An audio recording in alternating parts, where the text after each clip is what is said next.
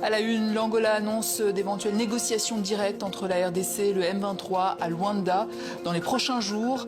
Revirement qui est intervenu après la visite du président congolais Félix Tshisekedi chez son homologue angolais João Lourenço. C'était la ligne rouge à ne pas franchir pour le président congolais Félix Tshisekedi, négocier avec le groupe armé M23. Mais après une visite chez son homologue angolais, João Lourenço, cette annonce, Luanda va prendre contact avec le M23 pour organiser des négociations directes entre la République démocratique du Congo et le groupe armé. Golnouch Barzegar, Lionel Bellon. À la une des journaux congolais, la même nouvelle, celle d'éventuelles négociations directes entre le groupe armé M23 et Kinshasa.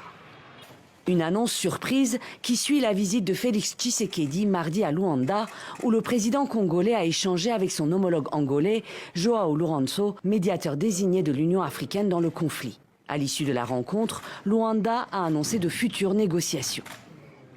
La partie angolaise prendra des contacts avec le M23 afin que les délégations de la RDC et du M23 puissent mener des négociations directes qui se tiendront à Luanda dans les prochains jours en vue de négocier une paix définitive.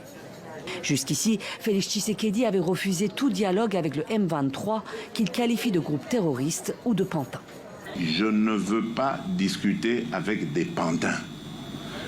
Les pantins ne vont jamais parler de leurs problèmes. Les pantins, quand ils sont en face de vous, ils vont répéter le message de leur maître.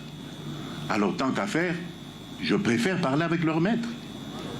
Kinshasa accuse régulièrement le Rwanda de soutenir le M23. Le groupe armé contrôle désormais de larges portions de territoire dans l'est du pays, notamment dans les provinces du Nord Kivu et Sud Kivu, frontalières du Rwanda, avec la prise fin janvier de Goma et mi-février de Bukavu, les chefs-lieux des deux provinces. À Kinshasa mardi, le porte-parole du gouvernement congolais a acté la tenue de la visite à Luanda, mais n'a pas souhaité la commenter sur le fond. Le président angolais a invité le président de la République aujourd'hui pour lui faire part de l'initiative qu'il a prise. Donc il faudra attendre dans les prochains jours de précisions qui pourront être faites sur comment cette initiative devrait se faire, dont nous reviendrons pour vous donner des plus amples détails dès que nous les aurons. Quant à l'UDPS, le parti présidentiel salue l'initiative angolaise, mais rappelle l'importance de la récente résolution de l'ONU. Nous ne serons jamais un obstacle à l'application de la résolution 2773 qui exige le retrait immédiat des troupes rwandaises du sol congolais. Elle exige le démantèlement de l'administration parallèle qui a été mise en place. Elle exige la cessation des hostilités sans condition. Le Rwanda, de son côté, a dénoncé à plusieurs reprises le refus de Kinshasa de dialoguer avec le M23.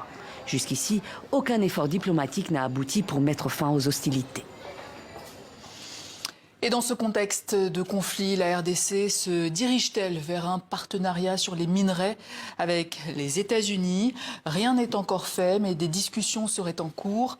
Washington apporterait alors une aide sécuritaire à Kinshasa en échange d'une facilité d'accès aux minerais rares qui se trouvent dans le sous-sol congolais, coltan, cobalt ou encore lithium.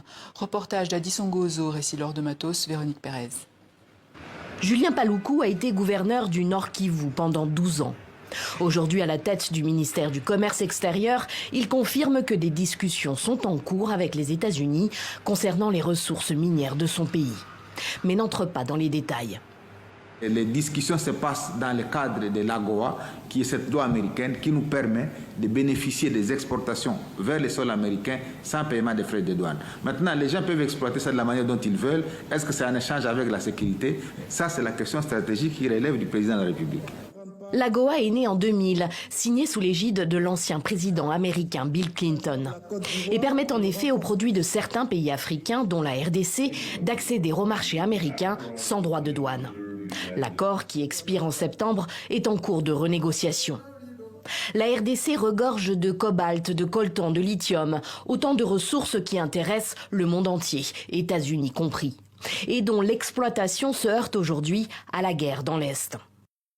Pour l'opposant Alain Bolodjoa, le risque est que Kinshasa soit peu regardant sur les conditions d'un futur accord avec l'Amérique de Donald Trump, vu la pression que subit le gouvernement congolais sur le plan sécuritaire.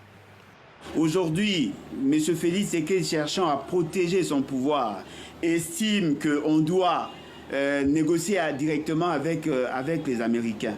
J'espère que cela va se faire sur base de notre code minier. Parce qu'on ne doit pas brader. Parce que n'oubliez pas que le contrat chinois ne nous a servi à rien. La RDC a en effet vécu un précédent similaire avec la Chine. En 2008, le président Kabila passe un contrat mine contre infrastructure avec Pékin qui s'engage à construire pour plus de 3 milliards de dollars d'infrastructures en RDC contre un accès à ces mines de cuivre et de cobalt. Un accord qui sera finalement très défavorable à la RDC, comme l'a démontré un rapport de l'Inspection générale des finances en 2023. La plateforme Le Congo n'est pas à vendre regroupe des ONG anticorruption. Elle a beaucoup suivi le dossier du contrat chinois. On a un cas qui n'a pas marché. Aujourd'hui, si cet accord marchait, ce qui est vrai, ça sera fait dans un cadre hors légal, hors code minier. Ça sera une sorte d'un accord ad hoc. Et dans ces contextes, la République démocratique du Congo ne va pas tirer profit des dividendes de ces ressources minières. Et c'est un problème. Comme certains opposants, la société civile craint que le code minier congolais soit contourné et l'accord opaque, les autorités arguant du secret défense. Il avait été condamné à 14 ans de prison pour l'enrôlement d'enfants soldats. Libéré en 2020 de la CPI après avoir purgé sa peine, l'ancien chef de guerre congolais Thomas Lubanga s'apprête à lancer un nouveau mouvement politico-militaire. Installé en Ouganda depuis environ 7 mois, il mène des consultations et exprime sa colère contre le pouvoir de Kinshasa. Il accuse de négliger l'Ituri au profit des crises sécuritaires dans le nord et le sud Kivu. Selon ses proches, cette marginalisation justifierait la nécessité d'agir.